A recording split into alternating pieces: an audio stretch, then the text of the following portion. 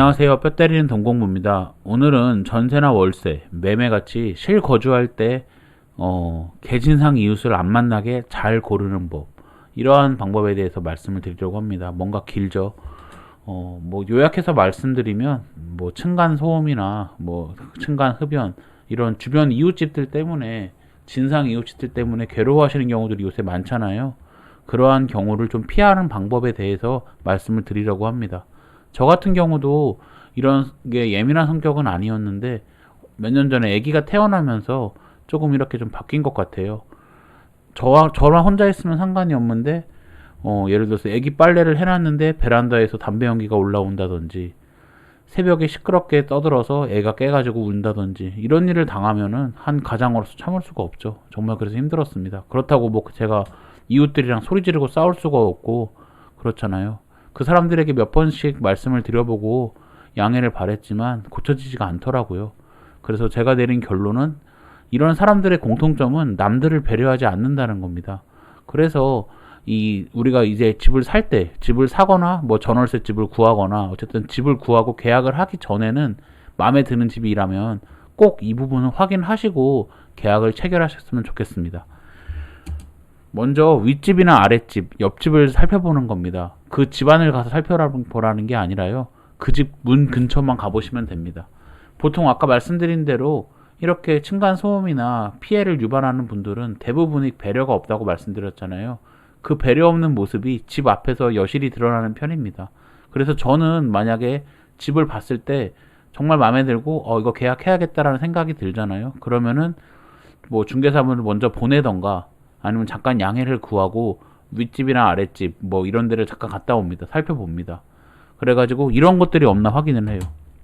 예를 들어 여기 보시면은 막 자전거랑 킥보드 이런 게 널브러져 있죠.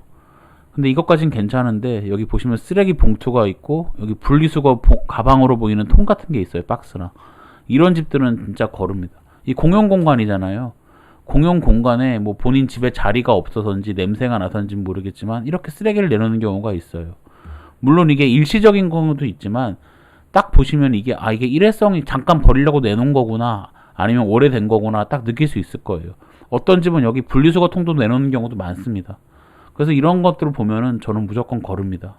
이거는 상대방한테 피해를 주는 사람이에요. 이런 사람들한테는 제가 뭐 좀 조용히 해달라 뭐 이렇게 말해도 통하지가 않습니다. 제 경험상으로는요. 여기 공용 공간 있고, 아파트 보면은 그래도 새 거잖아요. 꽤 문 보면은 꽤 새 거 같은데, 여기 보시면은 이쪽에 옆집이 있을 거고 이쪽에도 엘리베이터가 있을 거고 그럴 건데, 이렇게 난다는 거는 이거 보는 사람마다 눈살이 찌푸러질 건데, 이 집이 뭐 단독세대이면, 단독세대도 사실 안 되죠. 공용 공간은 엄연히 아파트 공용의 공간인데, 근데 이렇게 사용하는 사람들을 보면 학을 떼게 됩니다. 걸러야 돼요, 이런 건. 그리고 더 심한 거는 뭐 이렇게 공용 공간에 뭐 이 복도식 아파트 같은데 빨래를 넣는다던가, 이렇게 아예 개인 다용도실을 만들어 놔 버렸죠. 이렇게 하는 경우도 있습니다. 구석진 사람들은. 그리고 뭐 어르신들 사는 데는 이렇게 뭐 야채 같은 것도 말리고요. 너무 심하죠, 이건 진짜. 이런 집이 보이면 정말 거릅니다, 저는. 아무리 금매로 좋은 가격으로 매력적인 투자라고 해도 몸테크를 해서 뭐 살아야지 이런 생각도 안 듭니다. 이거는 거릅니다. 제 정신 건강이 엄청나게 나빠지고 제 수명이 짧아지기 때문에, 제 가족들이 피해를 보기 때문에 이런 집은 무조건 거릅니다. 그러니까 여러분들도 보실 때 주변에 이런 집이 있다면, 본인이 예를 들어서 10층이 마음에 드는데 뭐 9층에 이런 집이 있다면, 11층에 이런 집이 있다면 얼마든지 이런 피해를 줄 수 있는 우려가 있는 사람들이에요. 이 사람들은 남들이 피해받는 거를 크게 개의치 않는 사람들입니다.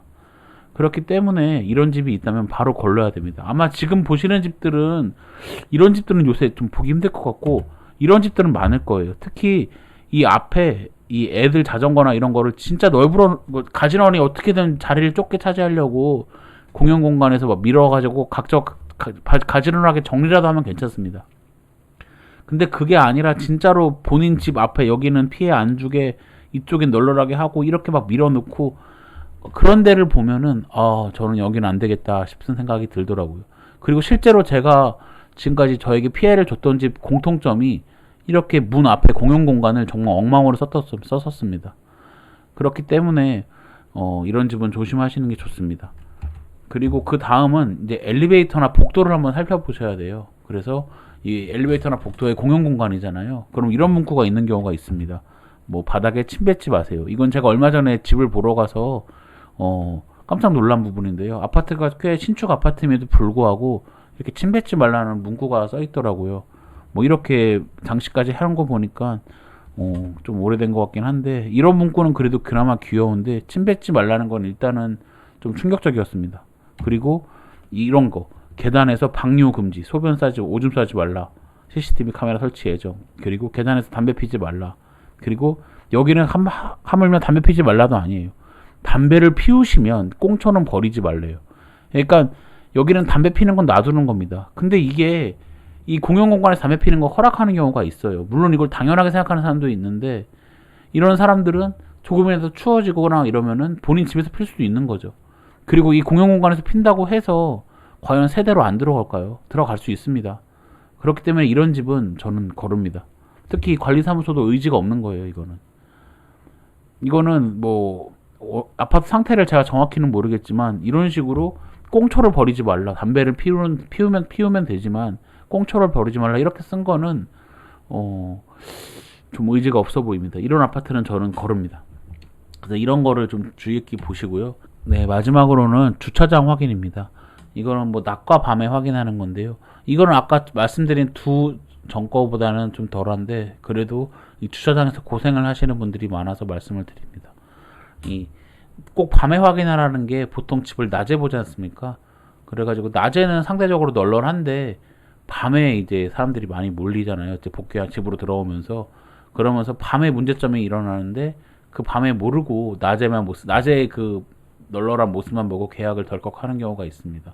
그래서 정말 집이 마음에 든다면 밤에도 한번 와보시는 걸 추천을 드려요. 그래서 뭐 공용 경비실에서 문을 안 열어주시는 경우, 막아놓는 경우가 있을 건데, 그때는 뭐 솔직히 말씀을 드리거나 하면은 열어주시더라고요. 저 같은 경우는 낮에 집을 보러 온 사람인데 잠깐 주차장 좀 보러 왔습니다라고 하니까 열어주시더라고요. 그래가지고 그런 부분은 꼭 한번 확인을 해보셔야 됩니다. 그래서 낮에는 되게 널널했는데 밤에 가니까 상당히 차가 많더라고요. 근데 차 많은 것까지는 괜찮아요. 이해를 하는데 이중주차가 너무 돼 있습니다. 그러니까 보통은 이중주차를 안 하는 아파트도 있어요. 자리가 없더라도, 좀 먼 데에다 대더라도 이중주차를 안 하거든요. 그런데 어떤 데는 어떻게든 자기 집 앞에 대려고 그냥 이중주차를 해버리는 데가 있어요. 그게 이제 그 아파트의 문화가 돼버린 거죠.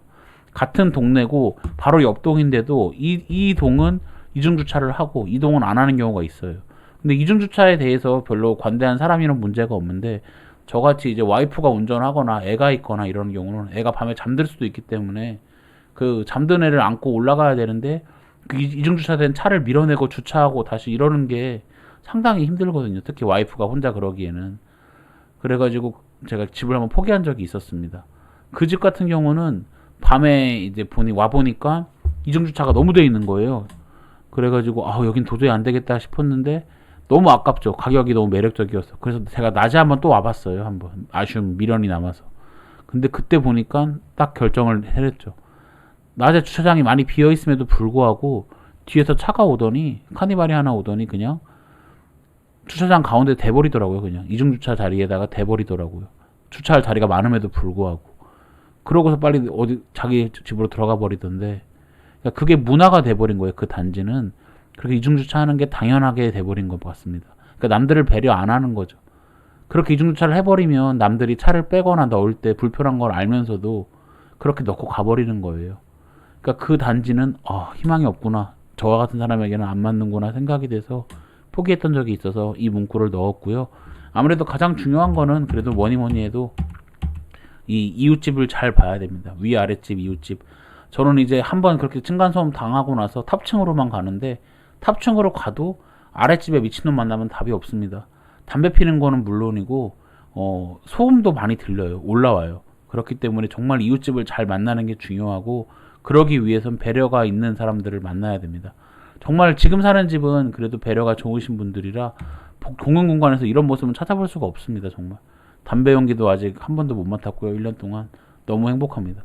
그렇기 때문에 여러분들도 제 영상을 보시면서 정말로 이제 계약서 작성하기 전에 한번, 가계약금 쏘기 전에 한번 이것만 확인해 보시고 결정하시면 아무래도 조금 더 행복한 집을 찾지 않을까 생각이 돼서 이번 영상 준비해 보았습니다. 부족한 영상인데 끝까지 시청해주셔서 감사하고요. 이만 마치겠습니다. 감사합니다.